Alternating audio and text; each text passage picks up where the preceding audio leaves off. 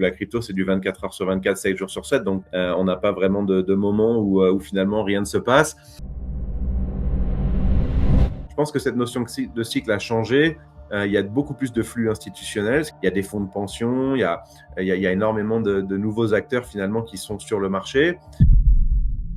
La réglementation, inéluctablement, ralentit l'innovation. On se retrouve avec des régulateurs qui essaient de réguler la crypto de la même manière qu'ils régulent la finance traditionnelle. La dernière version de MiCA est beaucoup plus stricte que la première. Je pense qu'il y a énormément de gens qui souhaiteraient avoir de l'intérêt sur leur Bitcoin. On a maintenant lancé un modèle de prévision de cours sur les 10 prochaines années. Il y a beaucoup de gens qui ont du mal encore à comprendre comment est-ce que ça peut vraiment changer leur vie. Ce serait dommage finalement de rester dans un monde d'il y a 30 ans et de ne pas apprécier le potentiel de ce que ces nouvelles technologies peuvent apporter. Je pense que quelque chose qui pourrait vraiment changer le monde, c'est si par exemple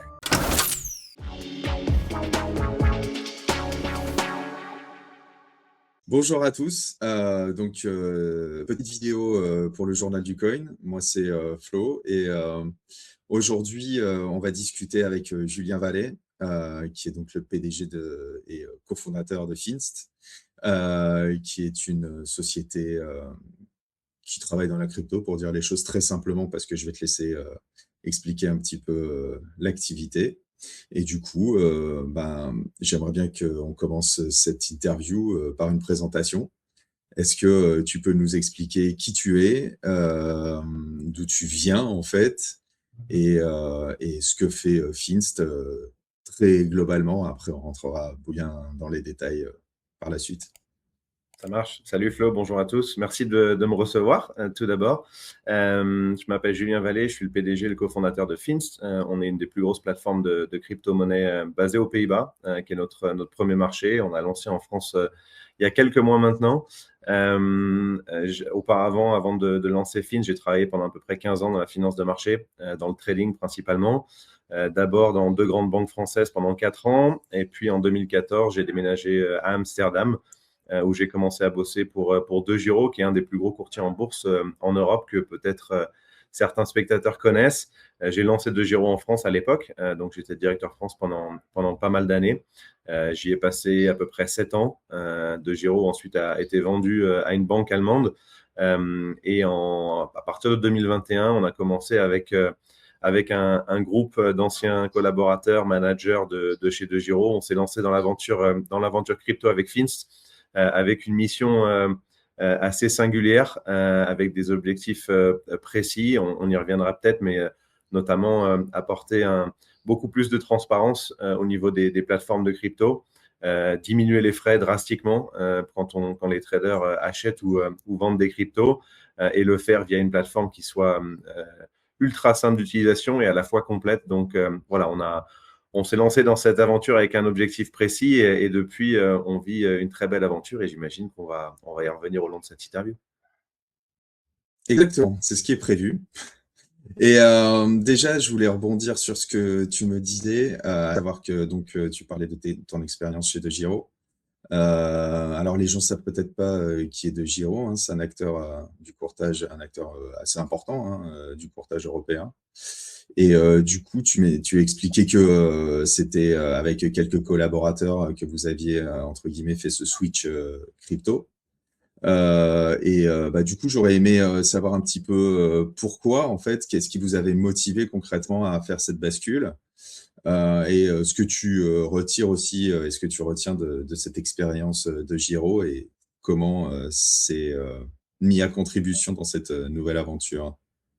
Ouais, avec plaisir. En fait, l'idée à la base de Giro, quand on a lancé partout en Europe, l'objectif, c'était de diminuer les frais de transaction par à peu près de 80 à 90% à l'époque sur le trading action. Acheter les actions à l'époque, il y a encore une dizaine d'années, ça coûtait très cher.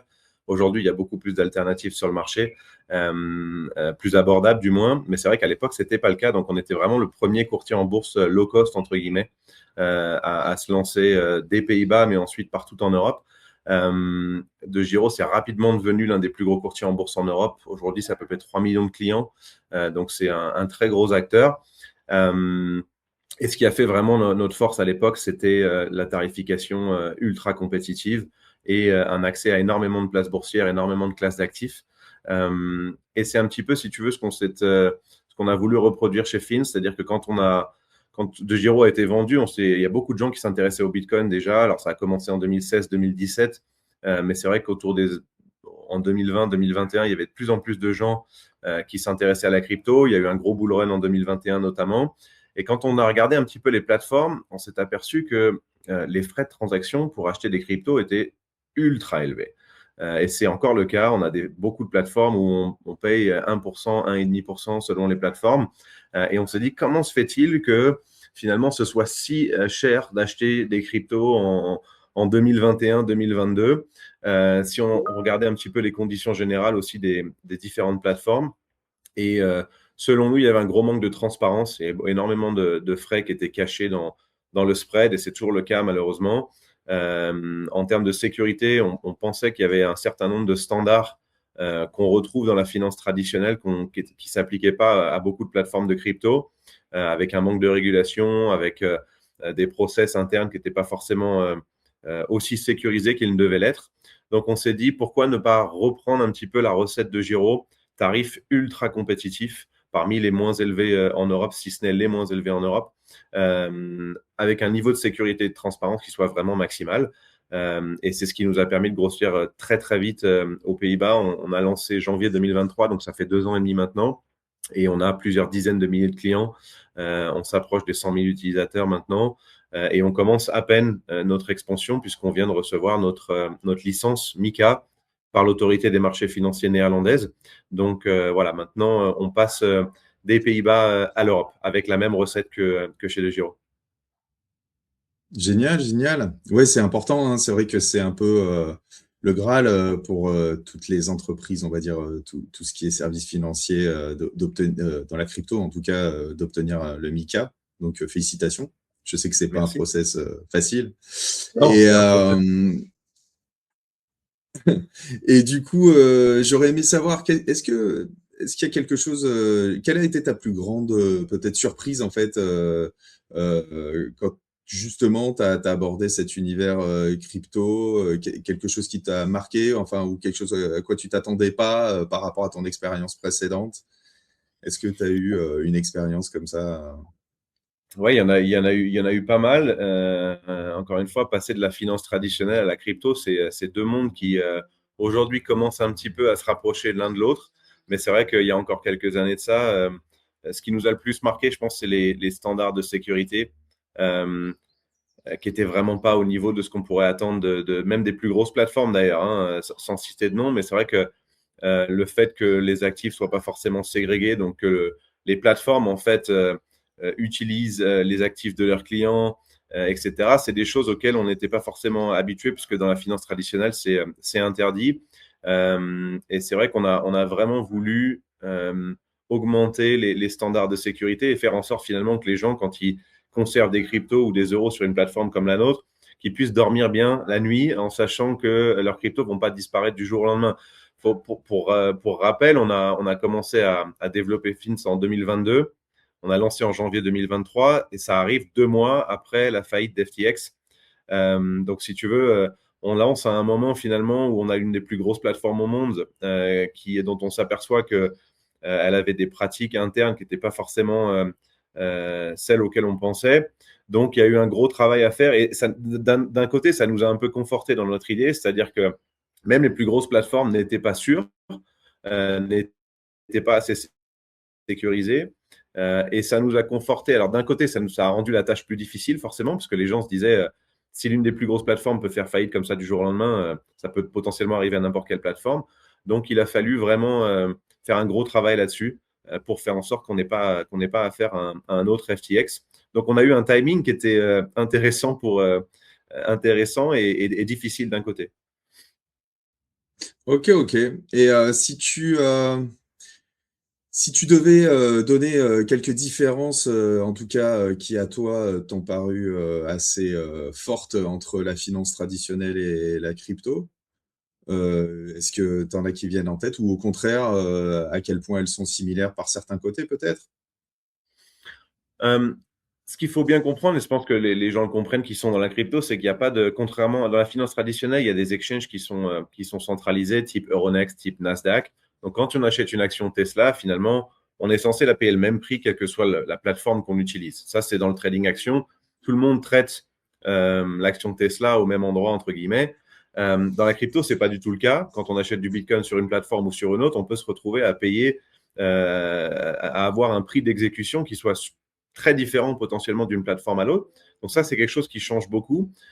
Et c'est quelque chose sur lequel on a voulu vraiment mettre l'accent.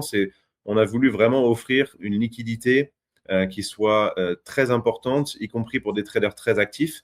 Parce que c'est une chose d'acheter 200 euros de Bitcoin.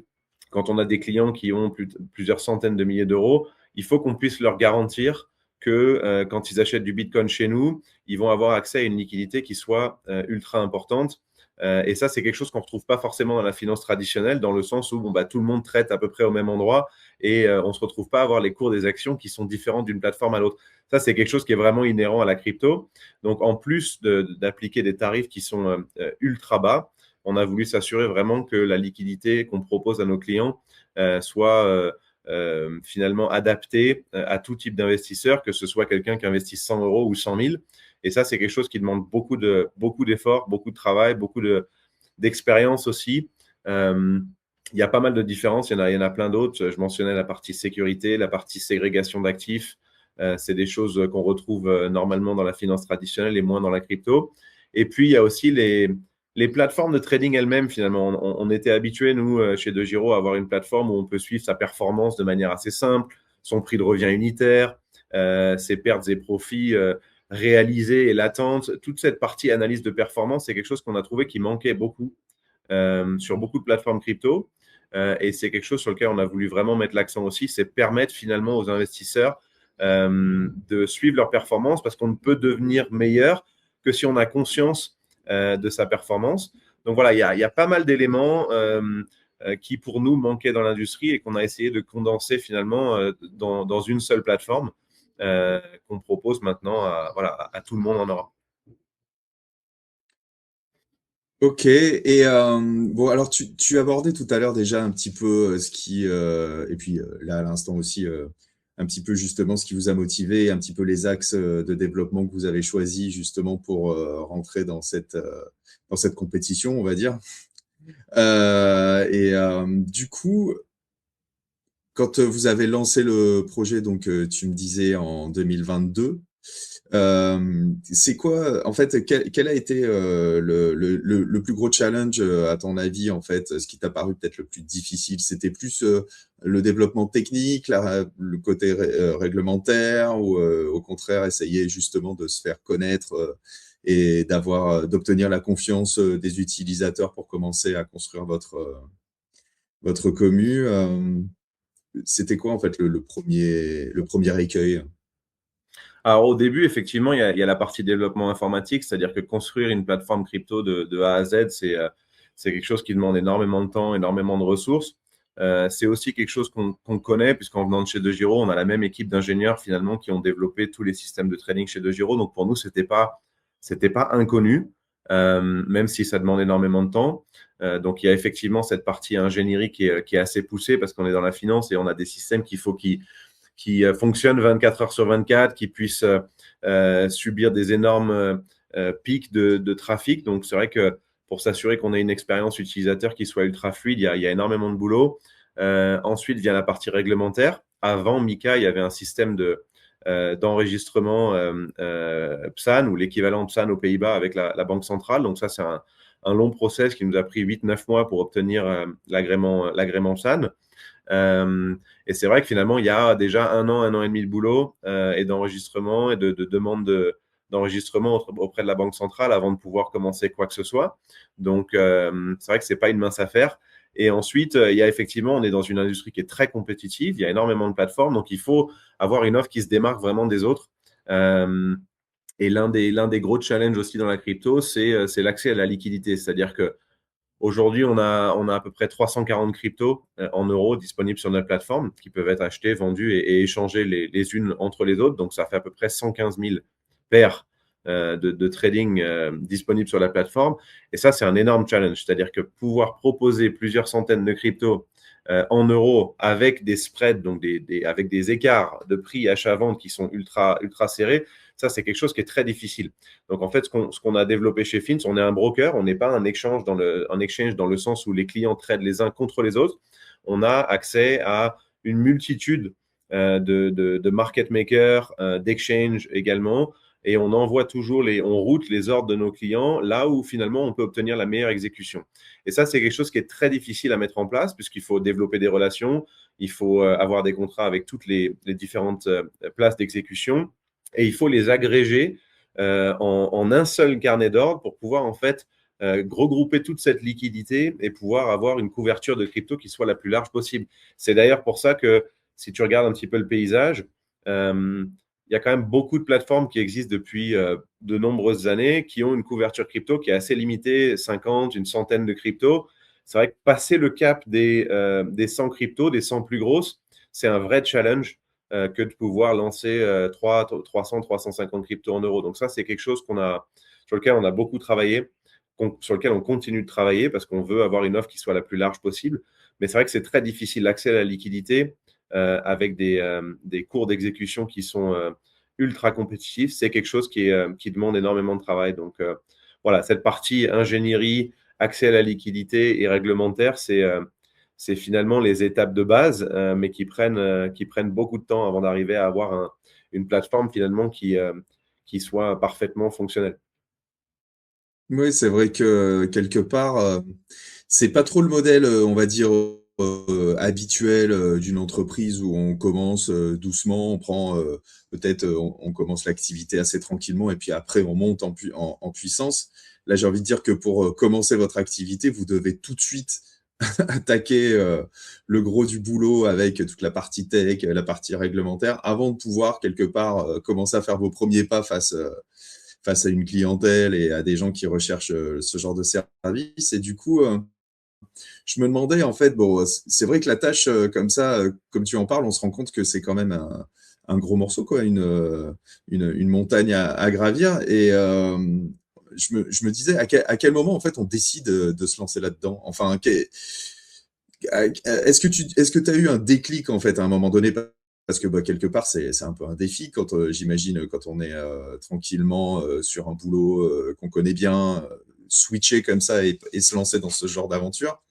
Est-ce que tu te souviens en fait le moment où t'as eu ce déclic et pourquoi?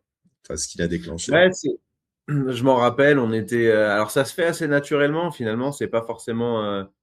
Évidemment, on y réfléchit, mais c'est vrai que le gros déclic, c'était. J'avais beaucoup d'amis, j'en ai encore. On avait pas mal d'amis dans notre cercle qui tradaient de la crypto. C'est vrai que chez DeGiro, on n'offrait pas de crypto, donc on n'est pas des crypto natifs, entre guillemets.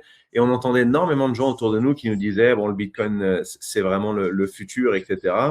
Et en même temps, la plupart des gens à qui on parlait nous disaient, par contre, qu'est-ce que c'est cher d'acheter du Bitcoin? Et c'est vrai que nous, venant de la finance traditionnelle, ça nous a paru un peu étrange.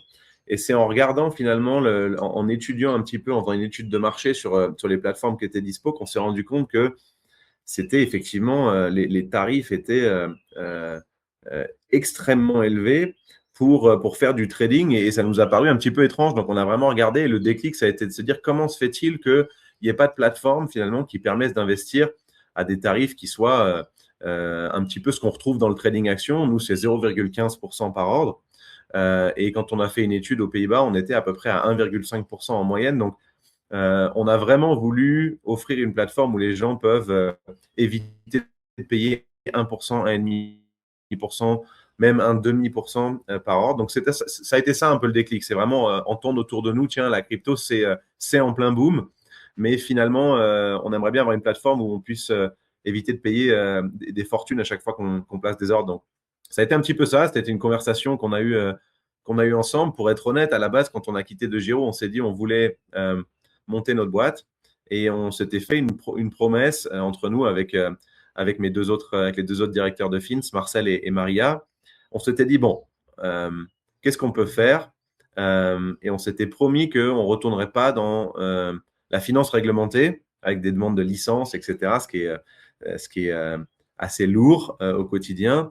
Et puis finalement, on s'est vite retrouvé à chasser le naturel et il revient au galop. Et nous voilà maintenant 2 ans et demi plus tard avec une licence MiCA, etc. Donc c'est un peu marrant parce qu'on s'était dit qu'on ne retournerait pas dans la finance réglementée et finalement, on est retourné un petit peu à ce qu'on savait faire de mieux. Donc, ouais, je pense que le déclic, ça a été les conversations qu'on a eues avec des amis, etc., et qui nous ont dit comment se fait-il, vous qui savez un petit peu comment ça marche chez DeGiro, comment se fait-il qu'il n'y ait pas de plateforme super abordable, quoi. Donc, ça a été un petit peu le déclic. Et puis après, ça s'est fait de fil en aiguille. Ok, ok. Bon, bah, c'est intéressant parce que finalement, tu nous décris en fait un processus collectif. Quelque part, vous avez décidé de sauter dans le bain à plusieurs. C'est une c'est une belle histoire. Et du coup, bah, te voilà PDG d'une entreprise crypto. Et concrètement, c'est vrai qu'on n'imagine pas trop, mais est-ce que tu pourrais nous décrire un petit peu à quoi ressemble une journée type pour quelqu'un voilà, qui assume tes fonctions dans ce genre de société? Ce que j'adore, c'est qu'il n'y a pas de journée type. Et ça, c'est vraiment, c'est un peu cliché quand on le dit comme ça, mais c'est vrai que particulièrement dans la crypto et particulièrement dans mes fonctions, il n'y a pas vraiment de journée type. Et c'est ce qui fait que finalement, on s'ennuie jamais. Surtout qu'on est dans un milieu où la crypto, c'est du 24 heures sur 24, 7 jours sur 7. Donc, on n'a pas vraiment de moment où finalement rien ne se passe. C'est très varié. Là, en ce moment, par exemple, on est en pleine expansion européenne. Donc, c'est vrai que beaucoup de partenariats avec des médias comme Journal du Coin ou d'autres dans plein de pays. Donc, on essaye vraiment de travailler sur notre visibilité, de lancer la marque dans tous les pays, dans tous les principaux pays européens. Donc, ça demande beaucoup de boulot. Ça peut aller de meetings sur la partie plateforme, produit, sur les nouvelles fonctionnalités qu'on veut développer. Et on passe beaucoup de temps sur la partie produit. Vraiment, on a un gros focus là-dessus. On essaie tout le temps d'améliorer la plateforme. Oui, Il y j'allais a te demander ça d'ailleurs. Qu'est-ce qui vous prend le plus de temps en fait au quotidien? C'est plutôt, je sais pas, la stratégie, la gestion d'équipe, la régulation. Quel est le plus gros pôle en termes de temps dans ton emploi du temps en fait? Ça a changé depuis qu'on a lancé. Évidemment, au début, avant le lancement, c'est toute la partie développement informatique, construire la plateforme, le service client, mettre tout en place. Ensuite, il y a eu une grosse phase pendant 1 an et demi où c'était vraiment le développement de l'offre. On a commencé avec 40 cryptos sur la plateforme. Aujourd'hui, on en a 340. On n'avait pas de staking.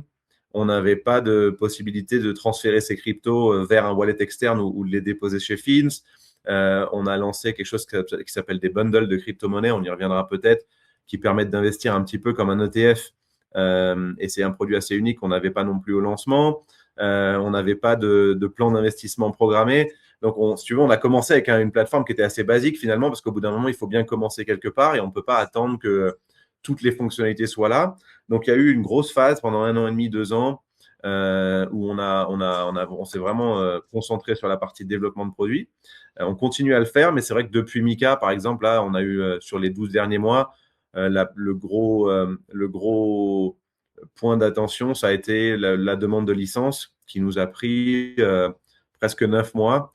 Et là, les gens se rendent peut-être pas compte, mais c'est vrai qu'il y a la partie un peu immergée de l'iceberg, le backstage d'un crypto exchange, et principalement avec MiCA, c'est des dizaines et des dizaines de politiques internes. Donc, c'est énormément de documentation sur comment est-ce que la plateforme fonctionne, comment est-ce que nous, en tant que société, on fonctionne, des process, des procédures. C'est des milliers de pages de documentation interne qu'il faut ensuite soumettre à l'autorité des marchés financiers. Et donc ça, c'est vrai que la partie régulation, depuis MiCA, c'est quelque chose qui prend énormément de temps.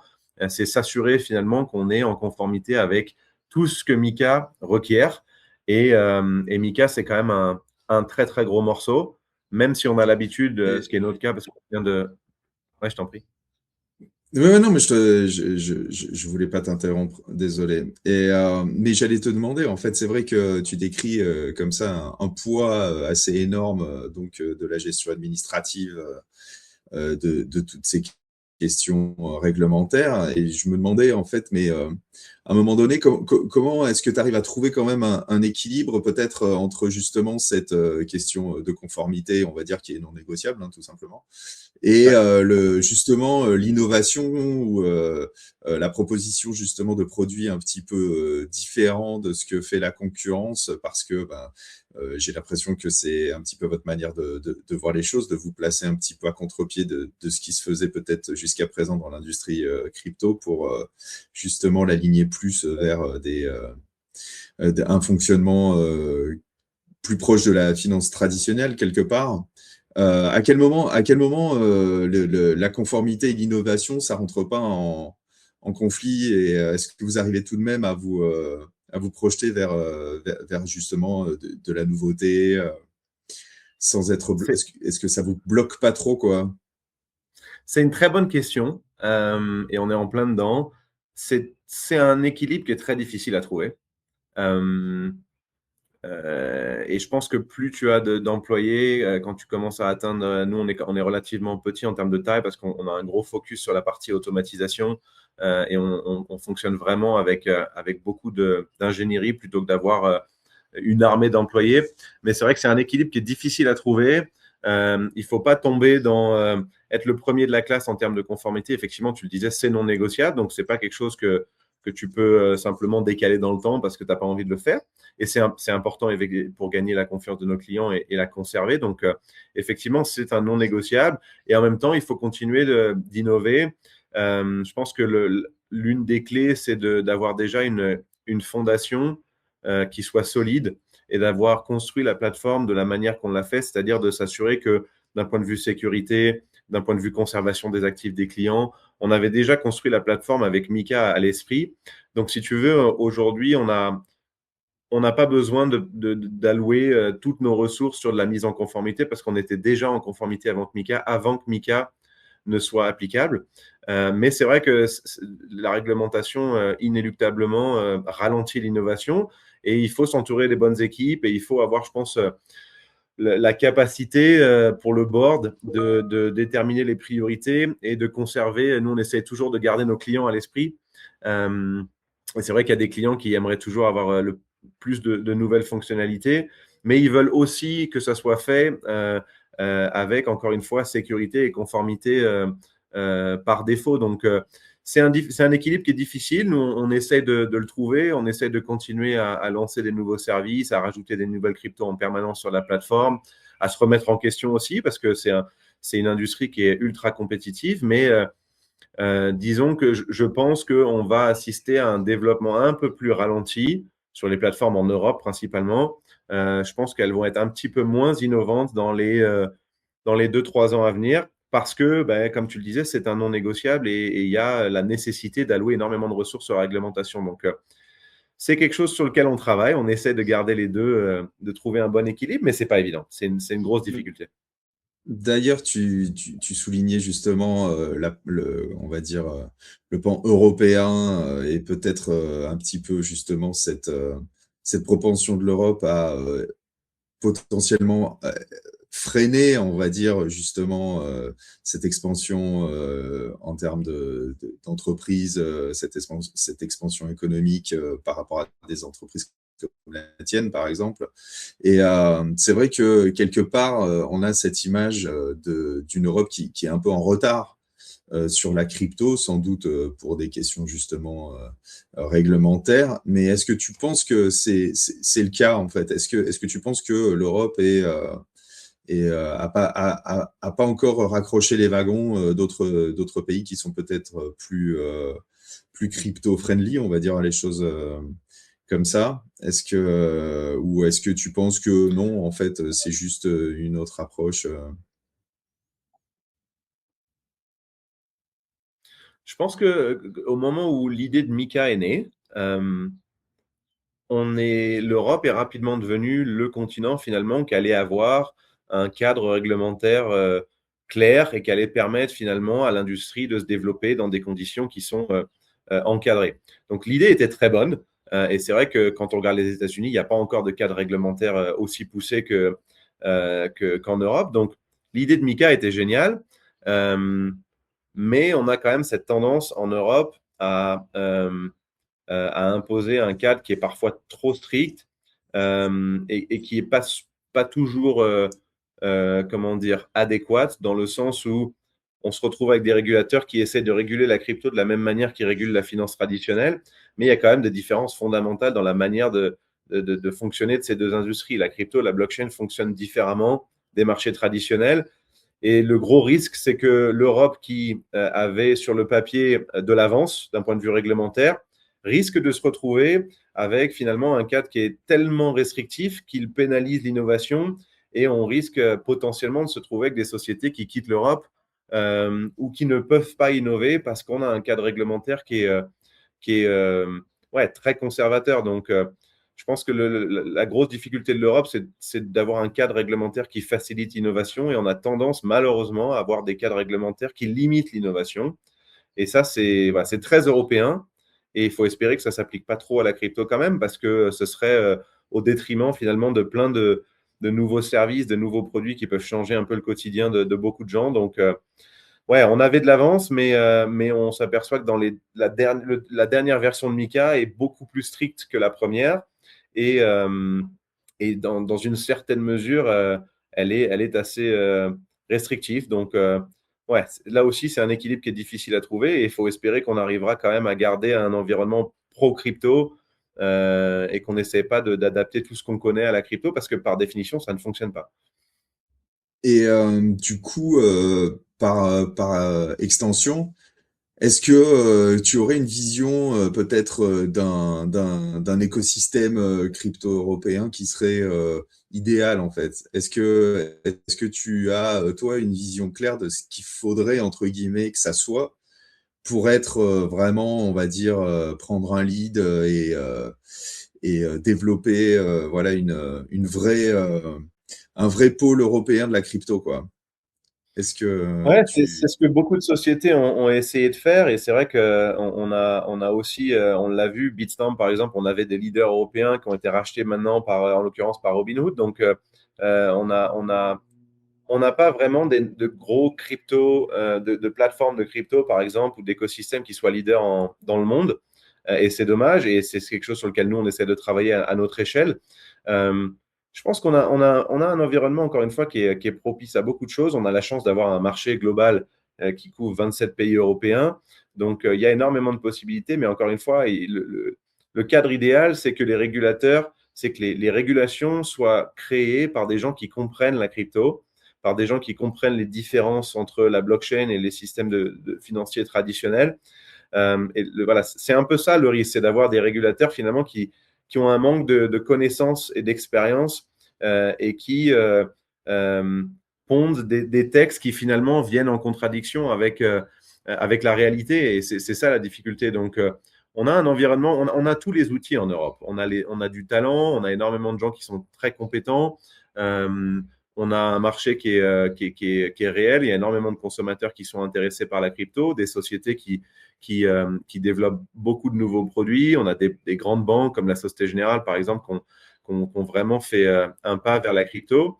Mais voilà, maintenant, il s'agirait de développer effectivement un ou des leaders européens, et c'est ceux sur lesquels on travaille. Mais voilà, on a les outils, mais il faut les utiliser à bon escient. et du coup, comme tu disais, voilà, tu imagines que ce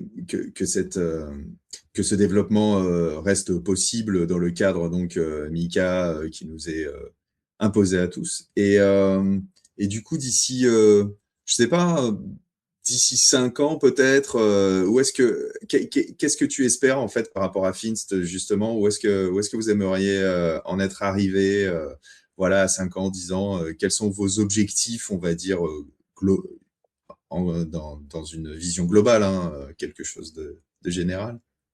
Nous, l'objectif, il est clair, c'est vraiment de devenir la plateforme numéro un en Europe en termes de volume de trading.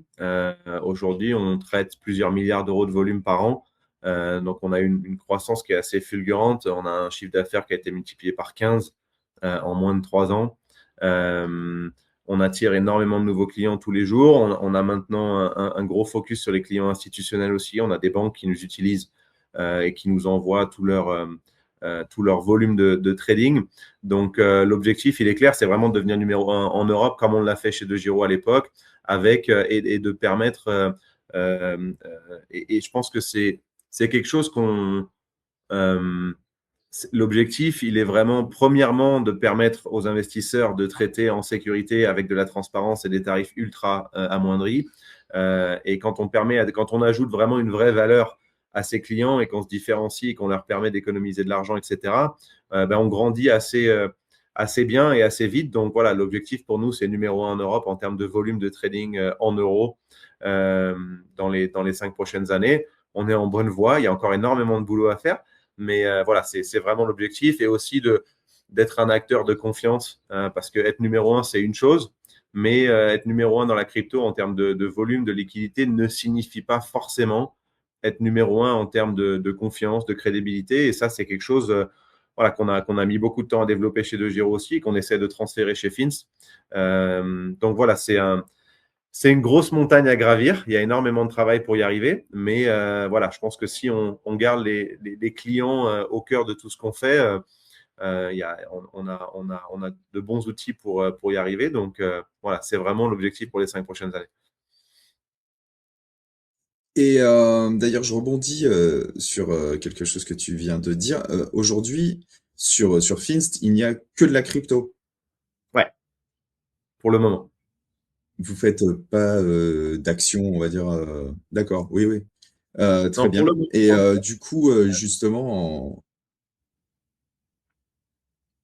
Non, vas-y, je t'en prie. en fait, oui, oui, oui, je pensais en fait parce que bon, il y a beaucoup de, il y a une question aussi, enfin, tout un pan de justement de la cryptographie qui tourne autour de la tokenisation, et c'est vrai que certaines plateformes utilisent ce biais, on va dire, pour proposer d'autres choses que de la crypto, de l'or, des actions, etc. Et je me demandais en fait, est-ce que c'est un axe de développement en fait qui vous intéresse, justement, cet aspect justement tokenisation qui prend de plus en plus d'importance, on va dire, dans l'écosystème crypto aussi, puisque ça fait partie des choses que ça permet de manière native et naturelle, j'ai envie de dire. Ouais, c'est un axe auquel on réfléchit depuis pas mal de temps. Encore une fois, venant de chez DeGiro, c'est vrai que le trading action, ETF, tout ça, c'est quelque chose qui nous parle bien. Euh, c'est un axe auquel on réfléchit, mais il y a pas mal de prérequis. Le premier, c'est il faut une licence différente. Donc, en l'occurrence, quand on offre du trading action ou même sous forme tokenisée, il faut une licence MiFID, donc qui est encore une licence à part de MiCA. Donc, ça prend déjà un certain temps pour avoir la licence nécessaire. Mais c'est vrai que la partie trading action ETS, c'est quelque chose qu'on n'exclut pas. On a pas mal de clients d'ailleurs qui nous disent on aimerait bien avoir une plateforme où on peut faire de la crypto et du trading action. Ça existe déjà. Mais nous, ce qu'on voudrait vraiment faire, si on le faisait, ce serait vraiment d'être très fort et avoir une offre très compétitive en crypto et une offre très compétitive en action. Et souvent, on s'aperçoit que ceux qui font les deux, ils font l'un mieux que l'autre. Et la difficulté, c'est d'essayer de faire les deux très bien. Donc, on a pas mal d'idées là-dessus. Je ne peux pas trop en dévoiler, mais c'est vrai que ce soit sous forme tokenisée ou pas, c'est quelque chose auquel on réfléchit. En ce qui concerne la partie tokenisation, type trading d'actions tokenisées ou d'ETF tokenisées, c'est quelque chose qui nécessite encore un gros développement d'un point de vue infrastructure. C'est-à-dire que pour les brokers comme nous ou les exchanges, il y a encore pas mal de pièces du puzzle qui sont manquantes pour pour que ce soit quelque chose qui puisse vraiment se démocratiser. Mais il y a clairement une grosse valeur ajoutée. Hein. Si on pouvait proposer aujourd'hui d'acheter un ETF MSCI World 24 heures sur 24, 7 jours sur 7, qu'on puisse éventuellement le retirer et qu'on puisse conserver un ETF tokenisé sur son wallet Ledger ou autre, ça permettrait un petit peu au trading traditionnel de prendre une autre dimension avec des règlements qui vont beaucoup plus vite puisqu'ils sont faits sur la blockchain. Donc, il y a un vrai potentiel, mais il y a encore un manque d'infrastructure pour pouvoir vraiment y arriver et que ça se démocratise. Donc, voilà, si on peut jouer un rôle là-dessus, on le fera évidemment. Et encore une fois, on écoute nos clients. Et c'est vrai que si on a de plus en plus de clients qui commencent à nous dire, voilà, j'aimerais bien avoir tout au même endroit un compte où je puisse traiter de la crypto et des actions et des ETF, évidemment, on écoutera cette suggestion et on la priorisera si s'il y a un intérêt. Donc voilà, c'est quelque chose qu'on suit avec beaucoup d'attention. Bien sûr. Et tu disais tout à l'heure qu'une une des motivations, en fait, par rapport, au retour que vous aviez eu, de vos proches, ou de vos collaborateurs qui étaient déjà un petit peu, avec un pied dans la crypto, c'était, le prix d'achat, du bitcoin et cetera. Alors, je sais que toi, tu abordé ça du point de vue des frais et cetera.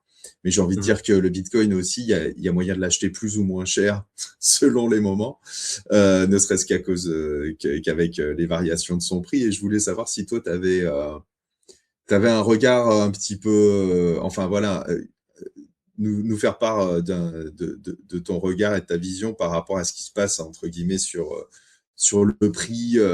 C'est vrai que, les schémas, on va dire, les schémas d'évolution de prix de cette année-là, qu'on vient de vivre, ça a été, un peu différent en fait de ce que des cycles habituels qu'on avait connus, dans la crypto jusqu'à présent. Et j'aurais voulu savoir si toi, tu avais, une vision là-dessus. Qu'est-ce que tu en penses? Est-ce que le Bitcoin aujourd'hui il est surévalué, sous-évalué? Est-ce qu'il est en train d'arriver à une phase d'équilibre? Est-ce qu'il est en train de se différencier de tous les autres crypto-actifs, ou est-ce qu'il reste quand même, cette logique, alt season, quand, voilà, le Bitcoin a performé, derrière les altcoins vont pouvoir remonter, naturellement? C'est quelque chose qu'on voit pas trop, se profiler pour l'instant, avec des mouvements assez violents, sur les prix. Qu'est-ce que tu en penses, toi? Euh, Évidemment, c'est la question à 1 million d'euros, hein. C'est une question difficile et si on avait la réponse, ce serait bien. Donc, je pense que le prémisse, c'est de dire, je n'ai pas de Il y boule de a 1 million cristal. d'euros, t'es gentil, hein? Moi, personnellement, j'ai pas de boule de cristal, donc c'est vrai qu'on me pose souvent la question et il faut être honnête. Quand on sait, on sait. Quand on sait pas, on sait pas. Par contre, ce que je pense, c'est que cette notion de cycle, telle qu'on l'a connue, euh, n'est plus aussi euh, euh, valide qu'elle ne l'était avant. Et je pense que les cours le montrent aussi. On n'a pas forcément ce système de répétition de cycle et dans les mêmes proportions, etc. Donc ça, je pense qu'il faut que les investisseurs s'habituent à ce que cette notion de cycle change, voire qu'elle soit complètement redistribuée, qu'on ait 2 années de bear market suivies d'une année de bull market, suivies d'une année de bear market à nouveau. Donc, et c'est ça aussi c'est un peu logique finalement. C'est-à-dire que si l'histoire se répétait sans arrêt de la même manière, dans les mêmes proportions, bah, ce serait facile, tout le monde gagnerait de l'argent. Mais la réalité, évidemment, elle est un peu différente. Donc, on a un marché crypto qui fait à peu près 3 000 milliards, 3 500 milliards actuellement. Donc, la taille du marché a changé.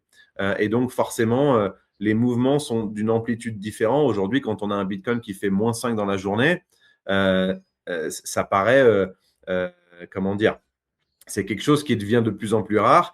Il y a encore quelques années, un -5%, c'était une goutte d'eau, quoi, finalement. Oui, C'était pas oui. un gros mouvement. On était habitué à des journées à -10, -15, Oui, plus oui, 10, plus oui. 15. -5, c'est même pas mal, quoi. Ouais, bah, exactement. -5 aujourd'hui, ça a changé, mais c'est normal finalement. Il y a beaucoup plus de capitaux dans le marché. Donc, pour bouger le marché, il faut beaucoup plus de capitaux que c'était le cas il y a quelques années. Donc, je pense que cette notion de cycle a changé. Il y a beaucoup plus de flux institutionnels, ce qui n'était pas le cas avant. Il y a des fonds de pension, il y a énormément de nouveaux acteurs finalement qui sont sur le marché. Euh, donc voilà, il faut essayer d'adapter ses stratégies d'investissement en fonction de ce qui se passe. Il y a un cadre géopolitique qui a beaucoup plus d'influence maintenant sur les cours des cryptos qu'il n'en avait auparavant. Ça, c'est quelque chose d'assez nouveau aussi, finalement.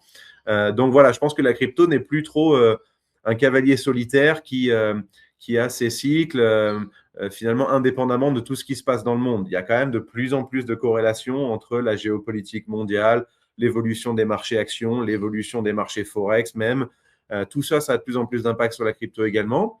Euh, Ça me fait penser que Oui, ce qu'on peut-être a, ce avec qu'on a l'arrivée aussi, avec l'arrivée aussi des grands acteurs de la finance traditionnelle, les bien sûr, BlackRock, enfin les fonds de pension, etc., qui on va dire, font en sorte que du coup ça soit de plus en plus, corrélé, forcément, quoi. ouais.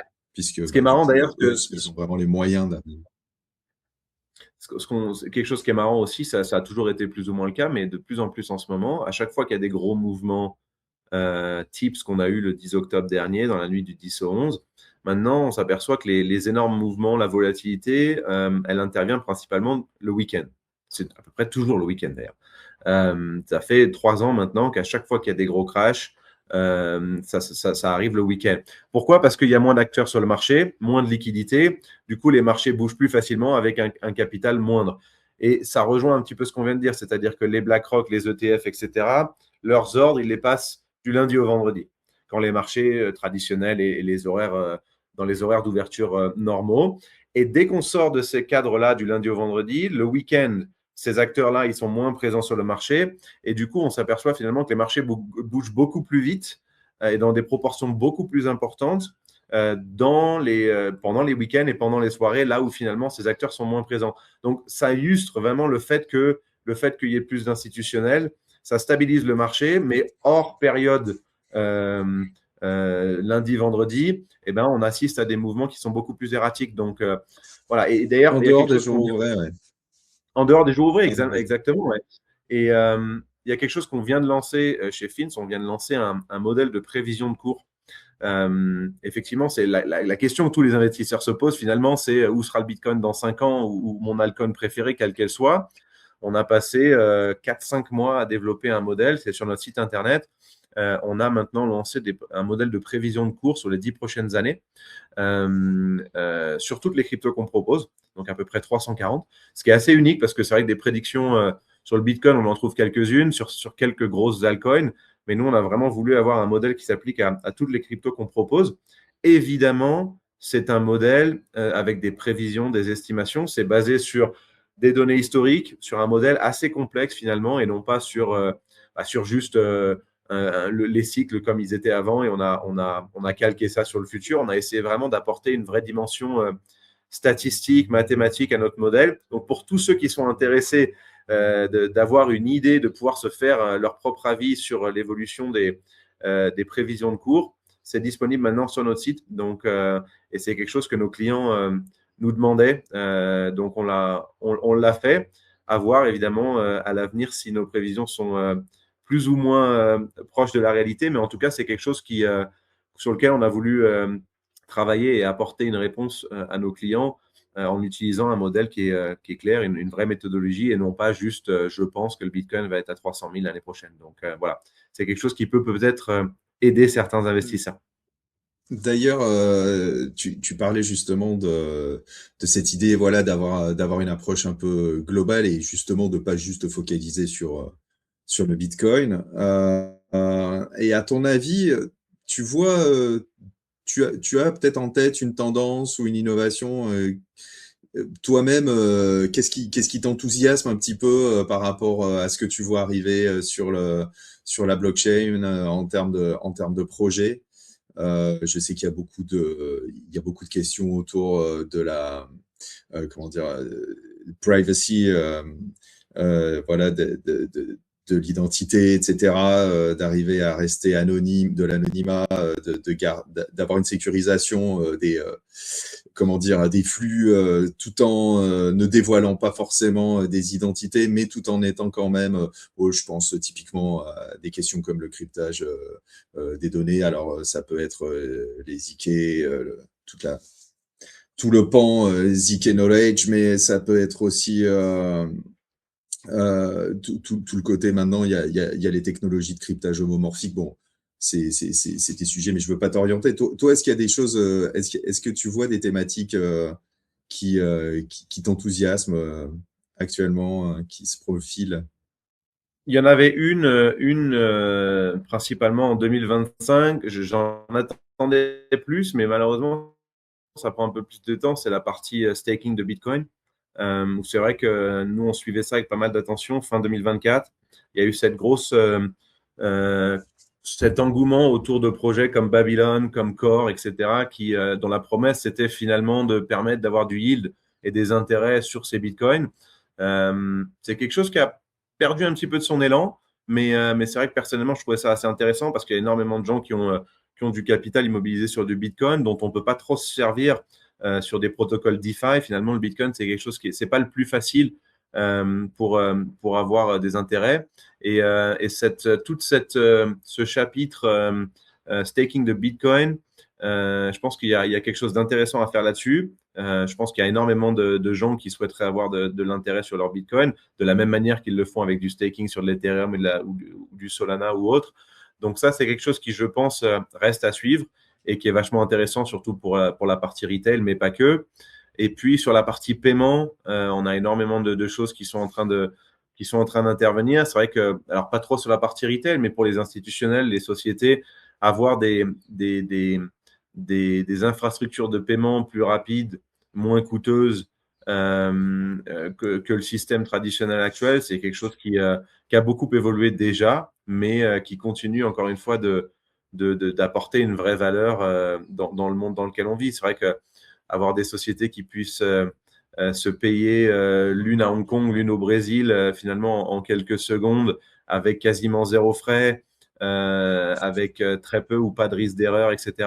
Voilà, c'est des choses c'est des vraies problématiques qui sont en train de se développer. Donc voilà, il y en a d'autres évidemment, mais c'est vrai que voilà, c'est deux exemples qui, je pense, restent à suivre dans les années à venir. Bien sûr. Et du coup, pour rebondir sur ce que tu viens de dire, est-ce que, à ton avis, en fait, concrètement, quel est le plus gros atout de la crypto? Enfin, qu'est-ce qu'elle peut apporter? Quelle est peut-être sa plus grande qualité par rapport à tous les systèmes, quel que soit le domaine d'ailleurs, hein, à tous les systèmes qu'on a développés jusqu'à présent, qui sont des systèmes, on va dire, traditionnels. Qu'est-ce que l'écosystème blockchain, crypto, Web3, enfin, je veux parler au sens très très large, qu'est-ce que ça peut vraiment apporter au monde, tout simplement? Qu'est-ce qu'on a à gagner avec la crypto, sans parler d'argent forcément, hein, je veux dire. Plein de choses, et c'est vrai qu'il y a beaucoup de gens qui ont du mal encore à comprendre comment la blockchain fonctionne, comment est-ce que ça peut vraiment changer leur vie. Mais je pense que rapidité, euh, fiabilité et et des coûts euh, beaucoup plus faibles que dans les systèmes traditionnels, c'est quelque chose dont tout le monde peut bénéficier. Euh, si on pense à des transactions, par exemple, je sais pas moi, si on pense à des achats immobiliers qui, au lieu d'être faits chez un notaire et qui prennent un temps fou et qui coûtent une fortune, pouvaient être faits sur la blockchain dans le futur. Si voilà, n'importe quel échange ou finalement des systèmes d'escrocs ou quand on a deux parties qui achètent, un acheteur, un vendeur, où il y a cette dimension de confiance qui intervient en se disant, bon, ben, qui paye en premier? Si on pouvait utiliser la blockchain, les smart contracts, pour finalement apporter une forme voilà, de plus de rapidité, de fiabilité et enlever la partie confiance qui est nécessaire entre humains pour interagir, c'est plein de choses qui peuvent finalement changer le monde. Dans la partie assurance, c'est pareil, hein, les contrats d'assurance, il y a plein maintenant de sociétés qui travaillent sur des contrats d'assurance avec des smart contracts où finalement, quand un risque se matérialise, les deux dommagements se font directement sans finalement qu'il y ait quelqu'un qui puisse euh, apporter de la Oui, oui. subjectivité, donc ça se passe de manière automatique. Il y a énormément Typiquement, de choses. oui, oui, typiquement. J'allais dire typiquement dans les assurances, aujourd'hui, on parle, enfin, il y a, il y a des gens qui travaillent pour développer des systèmes, par exemple, pour l'assurance des voitures, avec Ouais, aujourd'hui, bon, enfin, toutes les voitures qui arrivent ont des ordinateurs de bord, ont des systèmes hyper évolués. Et concrètement, en fait, un accident de voiture, les voitures se mettent en contact, les smart contracts se mettent en contact, discutent des circonstances avec tous les enregistrements qui sont faits des données en direct au niveau de la circulation, des déplacements, etc. La solution est trouvée, on sait qui a raison, qui a tort d'un point de vue strictement code de la route, enfin bref, smart ouais. contract, le deal est géré, les dédommagements sont gérés et cela sans, j'ai envie de dire presque le smart contract, il est intégré à la voiture quand on l'achète. L'assurance, elle est dans la bagnole et plus Ouais. entre les mains d'un assureur. Oui, il y en a Donc, plein comme ça. Donc, je pense que, c'est peut-être si tu veux, de la je pense qu'il science-fiction, je veux dire, mais c'est dans ce genre de. non, on s'en rapproche, hein. C'est pas finalement, c'est pas si éloigné que ça. Euh, Je pense que la crypto a apporté une première vague sur la partie paiement, type j'ai de la famille dans un pays à l'étranger où je ne peux pas envoyer via ma banque rapidement, ou ma banque me facture trop de frais, ou ça prend 3 jours. Toute cette dimension de paiement, elle a déjà été exploitée. Donc, je pense qu'il y a beaucoup de gens aujourd'hui qui reconnaissent l'intérêt de la crypto pour ça. Sans parler de ceux qui investissent Oui, ne d'un point serait-ce que pour d'un la point- bancarisation, Voilà, exactement. Je pense que la sur bancarisation dans plein de pays, ça a changé la vie d'énormément de gens déjà concrètement en fait, hein. Exactement, exactement. Je pense que cette vague-là, elle est déjà un petit peu derrière nous. Et ceux qui y voyaient un intérêt, ils ont déjà compris finalement comment ça pouvait changer leur vie. Je pense maintenant qu'on a besoin d'une deuxième vague euh, où mes beaux-parents, mes parents, je pourrais leur expliquer finalement comment ça peut changer leur vie. Et c'est vrai que, en tout cas, c'est mon humble avis, mais quand je discute un petit peu avec beaucoup de gens autour de moi, qu'on parle de crypto, etc., la plupart des gens ne comprennent pas, un, ce que c'est, et deux, comment ça peut changer leur vie. Donc, je pense qu'on a besoin d'une deuxième vague, et je pense qu'on aura besoin du système traditionnel, on aura besoin des banques traditionnelles pour vraiment que ça se matérialise, mais on a besoin d'une deuxième vague qui puisse vraiment, où les gens peuvent vraiment comprendre comment est-ce que ça peut changer leur vie.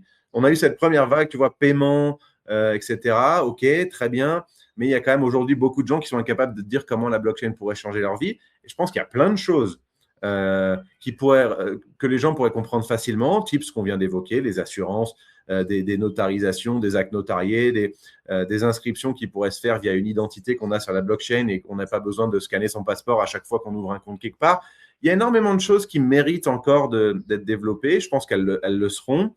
Mais voilà, avant vraiment que la blockchain devienne quelque chose qui rentre dans les mœurs de tout le monde, de toutes les tranches d'âge, etc., on a besoin quand même d'avoir des cas du quotidien où la blockchain apporte vraiment quelque chose. On n'en est pas encore là, je pense, mais ça va venir. En tout cas, il faut espérer.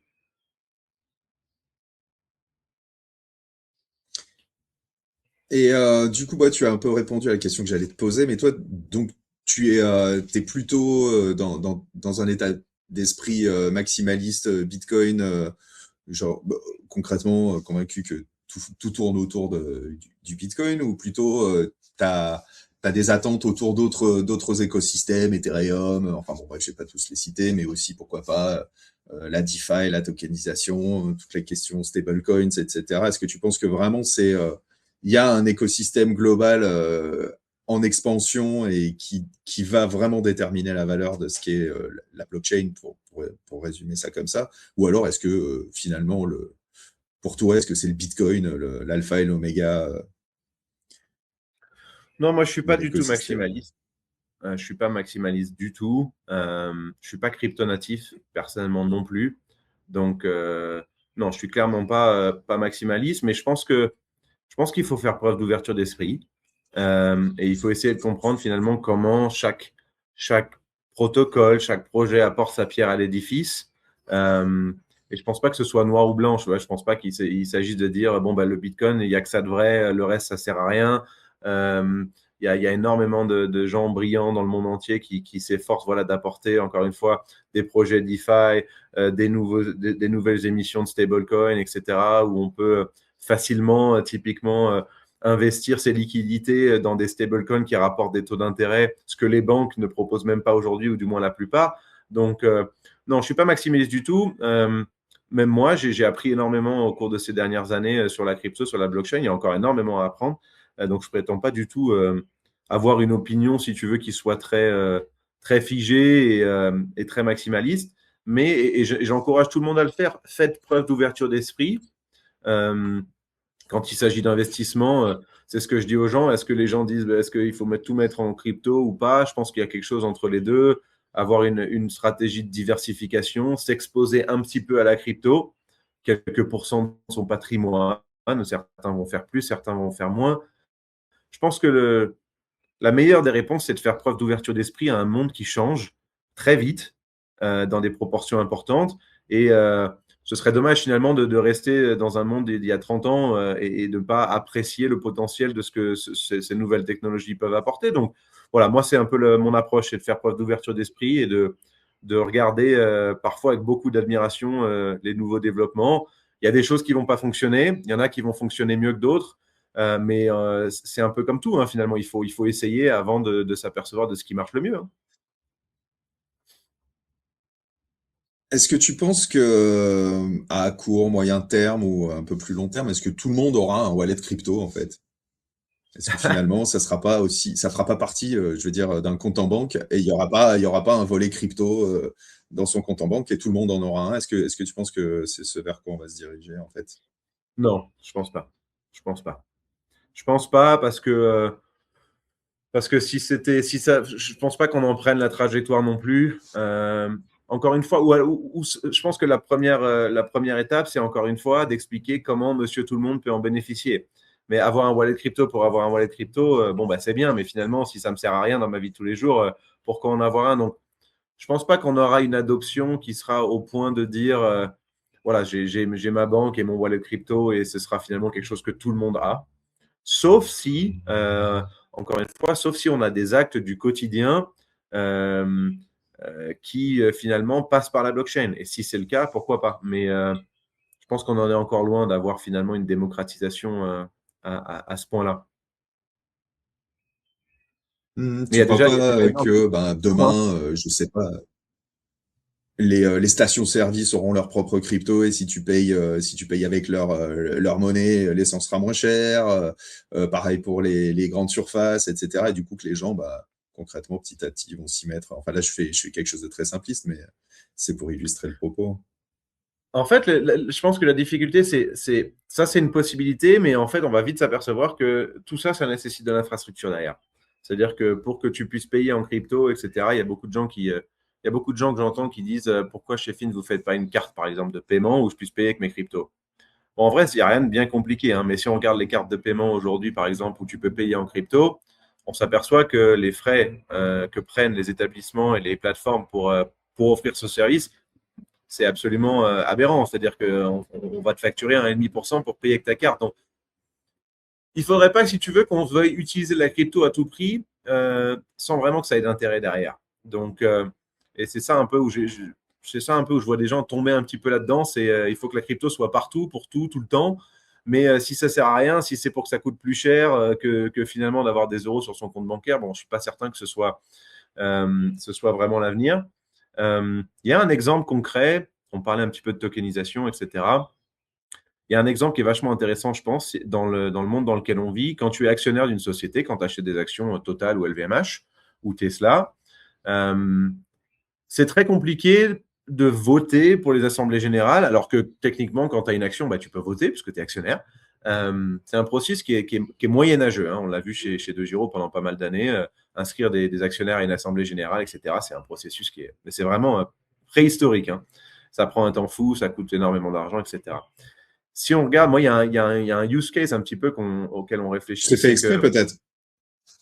non, je pense pas que ce soit fait exprès, c'est juste que c'est des registres de nominatifs, etc. Enfin, c'est une usine à gaz, de la même manière que c'est une usine à gaz de transférer des actions d'un broker à un autre aujourd'hui. Ça prend 6 semaines, ça coûte une fortune. Enfin bref, tout ça, c'est une usine à gaz. Il y a un monde, je pense que quelque chose qui pourrait vraiment changer le monde, c'est si, par exemple, grâce à la blockchain, si on pouvait acheter des actions tokenisées de Tesla, et que grâce à la blockchain, les émetteurs de ces actions, en l'occurrence Tesla ou LVMH, puissent connaître leurs actionnaires grâce à leur wallet, par exemple. On sait que wallet ABC 123 a des actions tokenisées de la société et donc est un actionnaire. Je pense qu'on pourrait avoir un monde dans lequel, quand par exemple, on détient des actions tokenisées d'une société, on puisse avoir des bénéfices.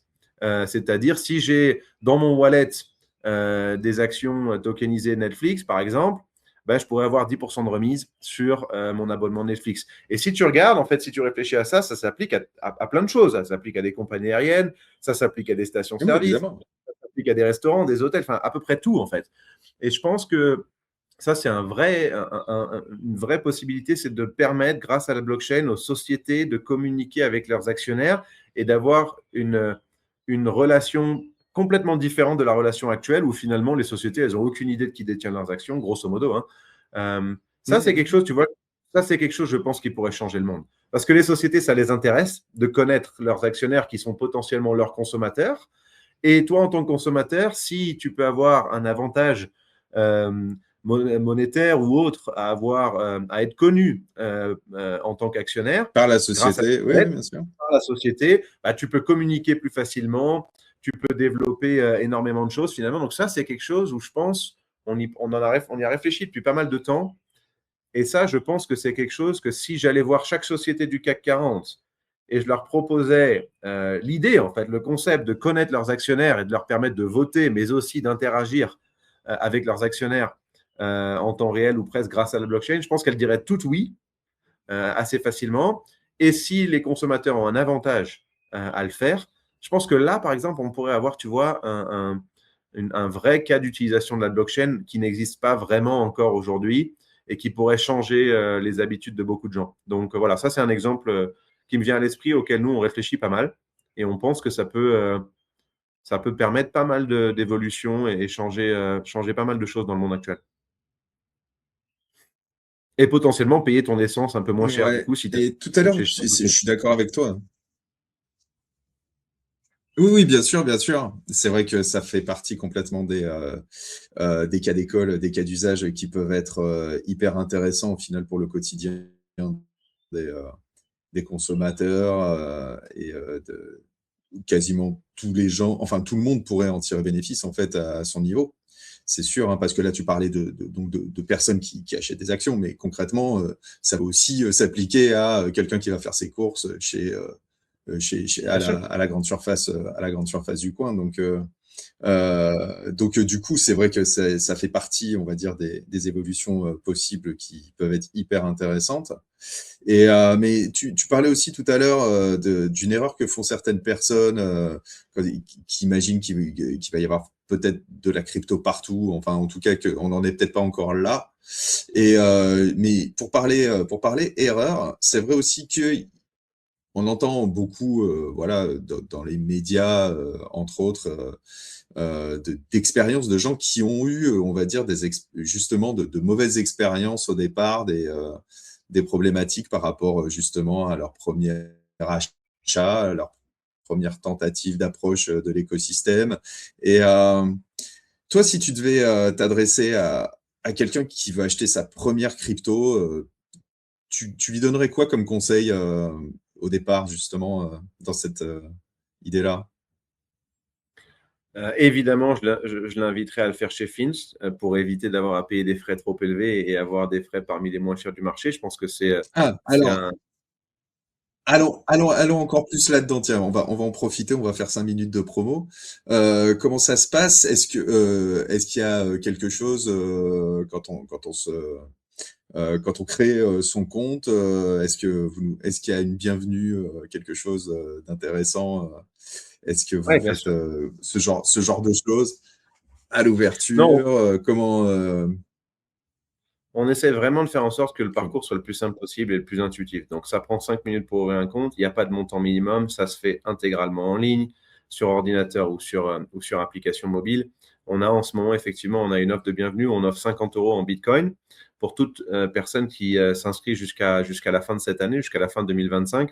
Les conditions sont sur le site internet. Elles sont en haut du site. On ne peut pas les louper. Effectivement, on a une offre de bienvenue. Non, mais si tu veux, ce que je conseillerais à mon meilleur ami, et c'est ce que je fais souvent parce qu'on me pose souvent la question, c'est première chose, le choix de la plateforme, évidemment. Moi, je privilégierais une plateforme qui est simple d'utilisation. Évidemment, je ferai très attention aux tarifs et aux frais cachés dans les spreads, etc. Les gens ne le font pas assez attention. Attention, les grilles tarifaires, les frais de trading, c'est une chose, mais très souvent, vous avez énormément de plateformes qui facturent des frais dans le spread, donc vous vous retrouvez à payer votre Bitcoin de 1000 euros de plus que sur une autre plateforme. Faites attention aux frais. Je vois souvent des gens qui font attention aux frais pour tout. C'est-à-dire, ils sont chez Revolut parce que c'est moins cher ou chez Boursobank parce qu'ils ne payent pas leur carte de crédit. Mais d'un autre côté, ils vont sur des plateformes de crypto où ils payent 1,5% dans le spread et ils ne s'en rendent pas compte. Donc, je trouve ça toujours un peu intriguant quand je vois des gens qui vraiment font attention à plein de choses. Mais pour la crypto, bah, c'est pas de leur faute, tu me diras, parce qu'il y a un manque de transparence. Et je pense que c'est le rôle des plateformes aussi d'être transparent et de faire en sorte que ça les se gens voit pas en fait, hein. sachent exactement ce qu'ils payent. Donc, je leur dirais, faites attention aux frais. Non, ça se voit pas. C'est-à-dire qu'on on vous facture 1% dans le spread. C'est-à-dire que quand vous achetez votre Bitcoin à 80 000 euros, ben, en fait, vous payez 81 000 et les 1 000 euros, ça va dans la poche de la plateforme.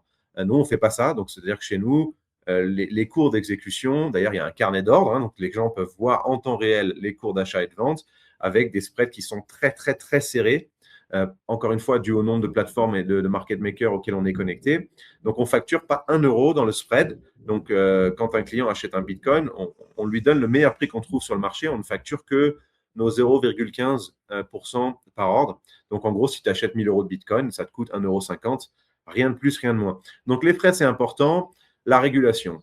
N'investissez pas sur des plateformes qui ne sont pas régulées, en l'occurrence régulées MiCA, que ce soit Finst ou d'autres.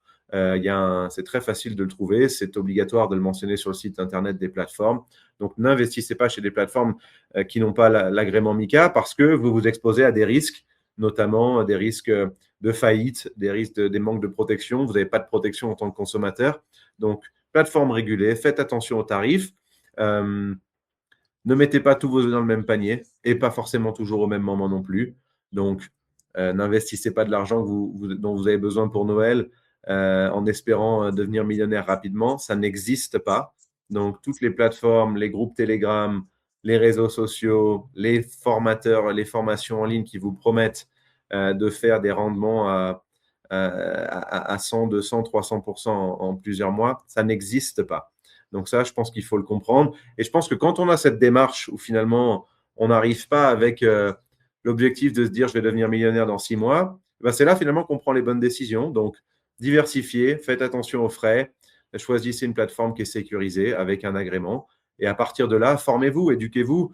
Comme tout, hein, finalement, quand on ne connaît pas quelque chose, ben on se forme, on apprend. Nous, par exemple, sur notre site, on a une académie où on essaye de produire pas mal de contenu. Il y a énormément de sites comme le Journal du Coin où on peut suivre l'actualité et puis petit à petit commencer à développer son portefeuille. Mais voilà, je pense que c'est des conseils assez basiques finalement, mais qui sont parfois oubliés. L'objectif, c'est d'éviter les mauvaises surprises, évidemment. Quelle place à peu près donc, dans ton idée de diversification? Tu penses que quelle est la place, de la crypto dans un portefeuille, bien construit, concrètement? Euh, Si on enlève la partie immobilier, par exemple, pour des gens qui ont un patrimoine, parce qu'on pourrait parler du pourcentage d'un patrimoine global, mais c'est vrai que si on compte de l'immobilier, si on est propriétaire de sa résidence principale, etc., ça fausse un petit peu les données. Donc, si on regarde sur un patrimoine liquide, hein, je pense que c'est pas affolant de considérer d'avoir 5, 10, voire potentiellement pour des gens qui ont une appétence au risque un peu plus élevée, pourquoi pas jusqu'à 15-20% de leur patrimoine liquide, hein, en crypto. C'est pas choquant, c'est ce qu'on voit à peu près sur pas mal de nos clients. Moi, c'est ce que je fais personnellement aussi. Mais encore une fois, il y a des phases. Donc là, il y a des phases où les marchés actions, typiquement, moi personnellement, j'investis, je diversifie selon les classes d'actifs, beaucoup d'ETF. Donc il y a des moments, par exemple, en avril dernier, le marché actions s'effondre. Bon, ben là, il y a une opportunité intéressante. Donc peut-être que c'est là que c'est intéressant de diminuer son exposition aux crypto et d'augmenter son exposition aux actions et vice-versa. Donc, il y a un service qu'on a développé qui s'appelle les bundles de crypto-monnaies.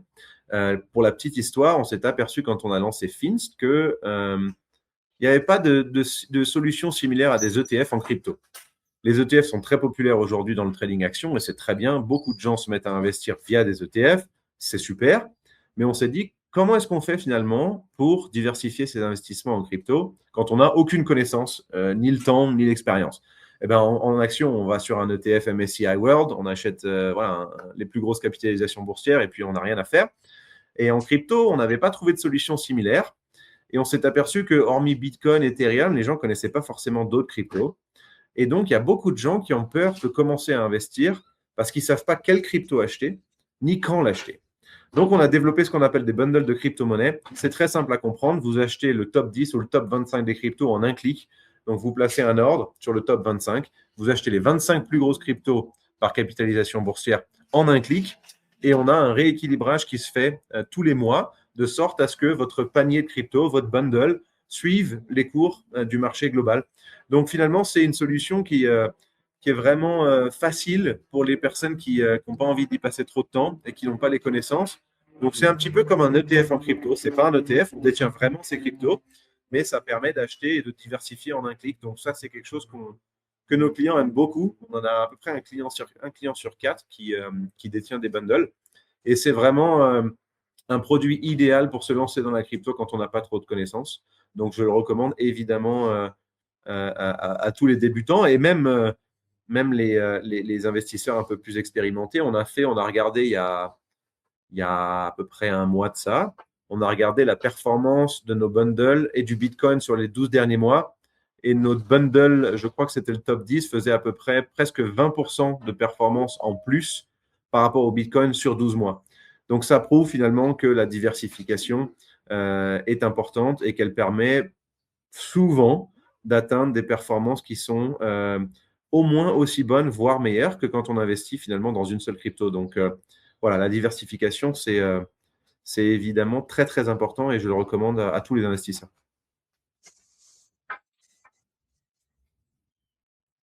Ok, on s'approche tranquillement de la fin de notre entretien. Ça fait déjà plus d'une heure qu'on discute, 1 heure et quart. Et je voulais savoir un petit peu à titre personnel, toi, en fait, quelle est ta motivation, mais personnelle, en fait, dans ce milieu? Qu'est-ce qui te passionne ou qui te pousse à construire, en fait, malgré, on va dire, les difficultés, potentiellement, la lourdeur des process, le côté peut-être aussi la volatilité, peut-être, enfin, je veux dire, ça pose aussi quelques difficultés potentiellement, j'ai envie de dire, même en termes de stress, etc. Ça peut parfois, enfin, le l'écosystème crypto est beaucoup plus volatile, on va dire, que le traditionnel. Et c'est vrai qu'il y a il y a un ascenseur émotionnel qui est peut-être un peu plus fort, un peu plus impactant. Qu'est-ce qui te pousse, toi, à continuer? Enfin, en tout cas, est-ce que tu as une passion, quelque chose vraiment de fort qui te guide? Ouais, nous, ce qui nous passionne tous, c'est le feedback client. Et je pense que c'est vraiment ce qui fait qu'on se réveille le matin et qu'on a envie de continuer, d'avancer. Quand on a des gens qui nous disent merci, vous m'avez fait économiser, vous m'avez fait diviser ma note de frais de trading par 10, ou grâce à vous, j'ai compris que mes actifs étaient en sécurité sur votre plateforme plus que sur une autre, grâce à tout ce que vous avez mis en place, ségrégation d'actifs, etc., etc. Donc, je pense que c'est vraiment ça, c'est d'avoir du feedback au quotidien de milliers d'investisseurs qui vous disent j'aurais aimé avoir trouvé Fins avant ou que Fins existe plus tôt, ça m'aurait évité finalement des déboires, etc. Donc, c'est vraiment l'objectif. L'objectif, c'est de s'assurer de permettre aux gens finalement d'avoir une plateforme où ils peuvent investir avec tranquillité d'esprit, en sachant que leur argent est en sécurité et qu'ils puissent le faire avec des tarifs ultra compétitifs et économiser sur chaque transaction. Et ça, c'est génial finalement parce que quand on a ce retour-là de nos clients, c'est ça qui nous pousse à continuer comme n'importe quel entrepreneur, hein, je pense, c'est d'avoir cette mission. Nous, notre mission, c'est vraiment ça, c'est de mettre un terme aux politiques tarifaires opaques, au manque de sécurité et de faire preuve de transparence. Je pense que tous les investisseurs méritent ça. Et je pense que pour que la crypto devienne légitime aux yeux de la plupart des gens, bah, c'est notre rôle à nous, en tant que plateforme, voilà, de montrer l'exemple. Voilà, c'est ça finalement qui nous motive tous les jours. Il y a des jours où il y a effectivement des problèmes, des challenges. Il n'y a pas un jour sans qu'il n'y ait pas des problèmes à régler, etc.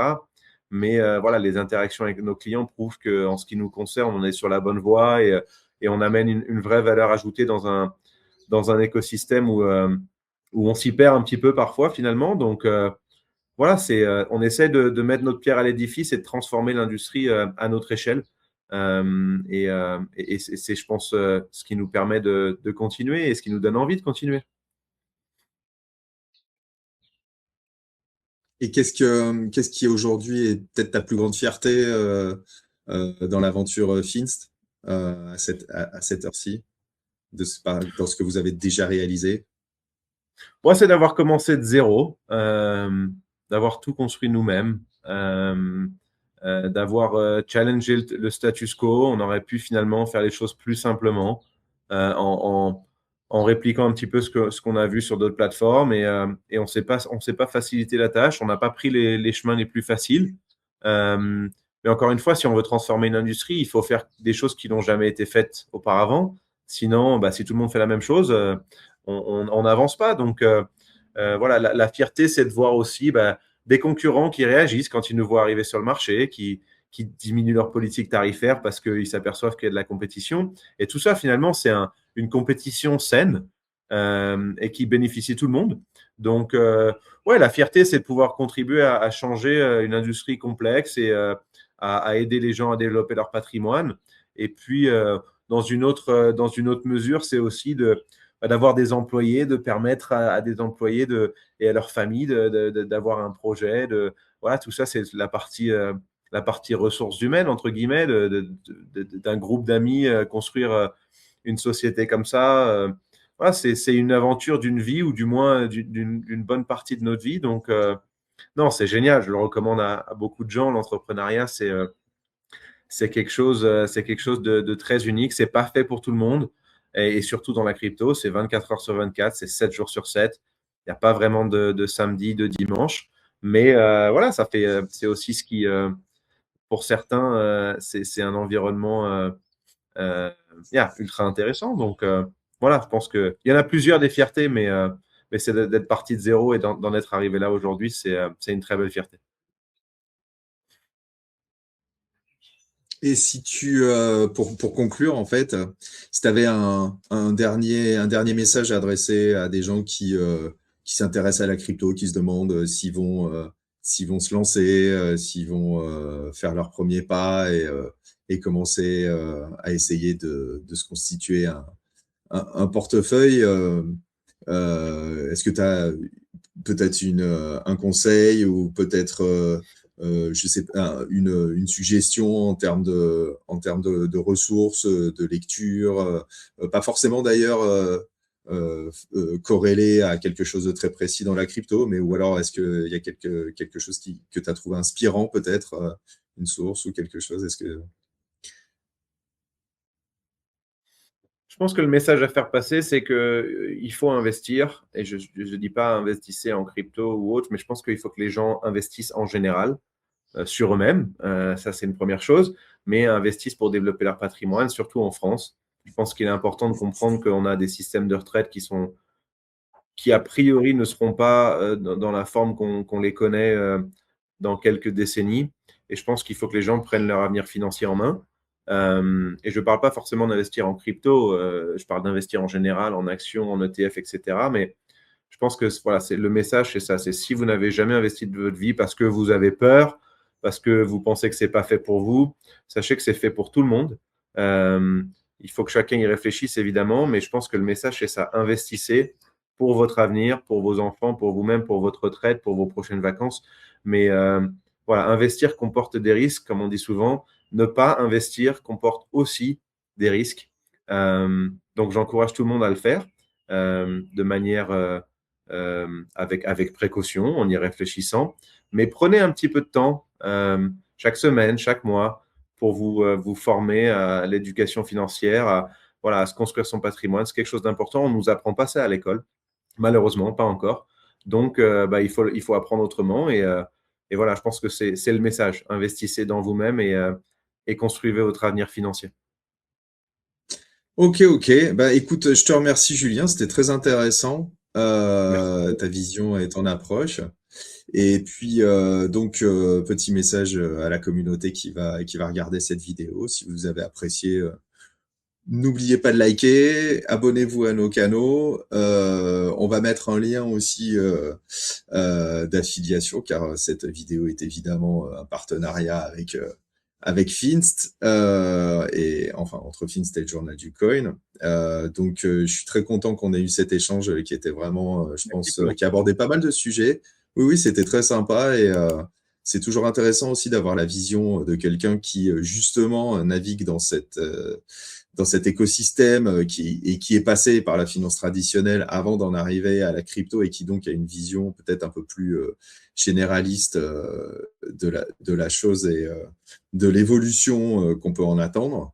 Donc, je te remercie beaucoup, Julien. Et puis, je te dis à bientôt, j'espère. Petit disclaimer aussi par rapport à la qualité, on n'est pas trop dans les mêmes fuseaux. Donc, il est possible qu'il y ait eu quelques petits couacs et bugs. On va essayer de faire au mieux pour que la vidéo finale soit la plus claire possible pour tout le monde. Et puis, je vous dis à bientôt. à Merci tous Flo, merci à tous. et à bientôt Julien. Merci Merci. beaucoup, merci à tous.